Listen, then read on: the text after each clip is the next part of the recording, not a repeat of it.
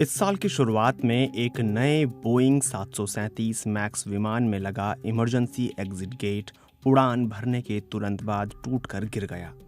US national transportation safety board की शुरुआती report के मुताबिक विमान में दरवाजे को सुरक्षित रूप से जोड़ने के लिए बनाए गए 4 बोल्ट लगाए ही नहीं गए थे। खबरों के मुताबिक बोइंग इस घटना की आपराधिक जांच के साथ साथ विमान में सवार यात्रियों की ओर से कानूनी कार्रवाई का सामना कर रही है। हालांकि इस घटना में किसी को गंभीर चोट नहीं आई, लेकिन इस घटना का व्यापक असर हुआ। इसने हवाई जहाज बनाने वाली दिग्गज कंपनी के कॉरपोरेट कल्चर और सुरक्षा के प्रति रवैये पर प्रकाश डाला। 5 साल पहले बोइंग को अपने इतिहास के सबसे बड़े घोटालों में से एक का सामना करना पड़ा था। उस समय 2 नए बोइंग 737 मैक्स विमान लगभग एक जैसी दुर्घटनाओं में नष्ट हो गए थे। इन हादसों में 346 लोगों की मौत हो गई थी। इसका कारण उड़ान नियंत्रण सॉफ्टवेयर की खामी थी। बोइंग पर इस जानकारी को जानबूझकर नियामकों से छिपाने का आरोप लगा था।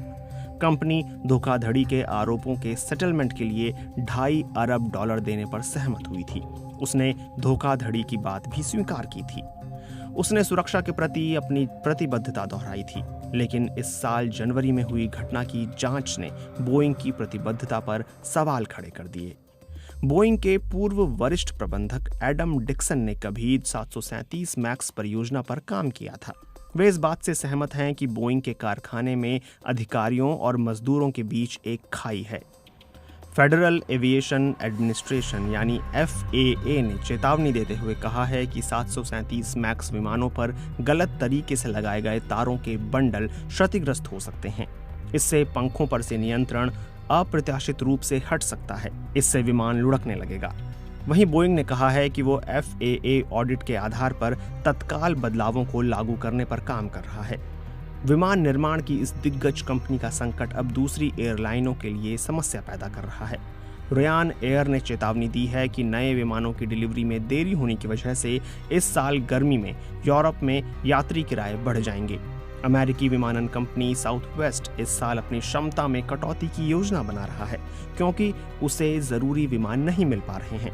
वहीं कुछ एयरलाइन बोइंग की जगह एयरबस के मॉडल हासिल करने की कोशिश कर सकते हैं, लेकिन एयरबस के पास पहले से ही 8,000 से ज्यादा विमानों का और बोइंग के पास 6,000 से ज्यादा विमानों का ऑर्डर है। यहाँ एक तीसरे खिलाड़ी की एंट्री होती दिख रही है।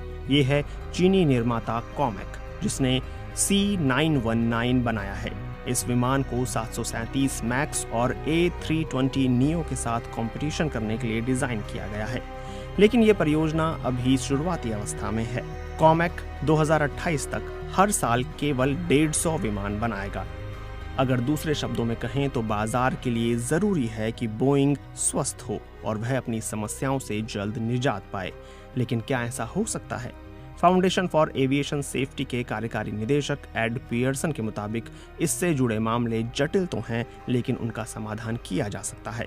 बोइंग का कहना है कि पिछले सालों में उसने चीज़ों को दुरुस्त करने के लिए उत्पादन धीमा करने, उत्पादन रोकने या डिलीवरी रोकने से कभी संकोच नहीं किया है। उसका कहना है कि उसने एक स्पीक अप कार्यक्रम शुरू किया है। ये कार्यक्रम कर्मचारियों को अपने मुद्दों को उठाने के लिए प्रोत्साहित करता है, जिन मुद्दों पर ध्यान देने की ज़रूरत है।